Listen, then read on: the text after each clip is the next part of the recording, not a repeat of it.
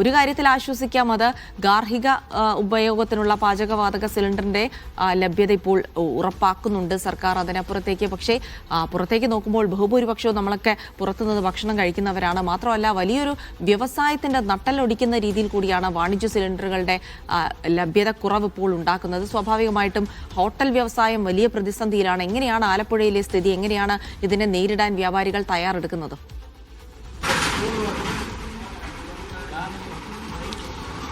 തീർച്ചയായും ജിൽസി, പാചകവാതകം വിതരണം ആലപ്പുഴയിലും സ്തംഭിച്ചിരിക്കുന്നത് വളരെയധികം രൂക്ഷമായ രീതിയിൽ തന്നെയാണ് മുന്നോട്ട് പോകുന്നത്. കാരണം ഇന്നലെ മാത്രം 10ഓളം ഹോട്ടലുകളാണ് ഇതേ ജില്ലയിൽ അടച്ചിരിക്കുന്നത്. ബാക്കി ഉള്ള ഹോട്ടലുകളൊക്കെ ഇപ്പോൾ ഏകദേശം ഒരു ദിവസം 1-2 ദിവസം ഇടവിട്ട് മാത്രം തുറക്കുന്ന ഒരു സാഹചര്യത്തിലേക്കാണ് ഇപ്പോഴുള്ളത്. കാരണം പാചകവാതക പ്രതിസന്ധി ഇപ്പോൾ ജില്ലയിലും അതിരൂക്ഷമായി തന്നെ തുടരുകയാണ്. മറ്റുള്ള സംസ്ഥാനങ്ങളിലും അതുപോലെ മറ്റ് ജില്ലയിലുള്ളതുപോലെ ആലപ്പുഴയിലും അത് വളരെയധികം ബാധിച്ചിട്ടുണ്ട് എന്ന് തന്നെയാണ് പറയേണ്ടി വരുന്നത്. അതായത് ഇപ്പോൾ ഇനിയിപ്പോൾ ഇത് പ്രതിസന്ധി തുടരുകയാണെങ്കിൽ വലിയ രീതിയിൽ തന്നെ ഇത് ഈ ഭക്ഷണത്തിനുള്ള വിലയും കൂടും. കാരണം ഒട്ടുമിക്ക ആളുകളും ആശ്രയിക്കുന്നത് ഇത്തരത്തിൽ ഈ ഗ്യാസ് ഉൾപ്പെടെയുള്ള വാതകത്തെയാണ്, അതായത് മറ്റേ ചായ ഉണ്ടാക്കാനും മറ്റും ഉപയോഗിക്കുന്നത്.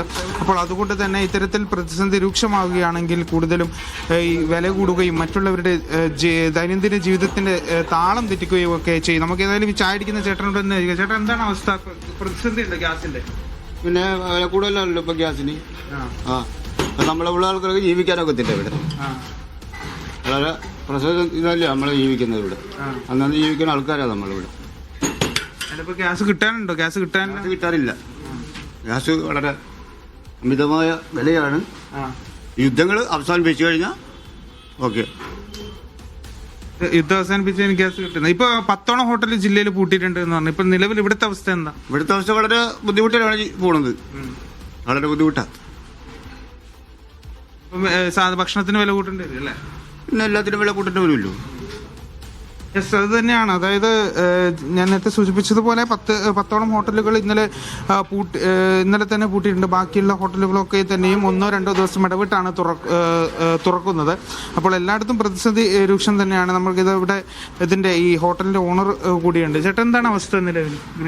വളരെ പരിതാപകരമാണ്. ഗ്യാസ് ഇന്നലെ 2 കൊടുത്താണ്. 3-4 ഒക്കെ എടുത്ത് വെക്കുന്നതാണ്. പക്ഷെ ഇന്നലെ വന്നിട്ട് 2 കൊടുത്തത്.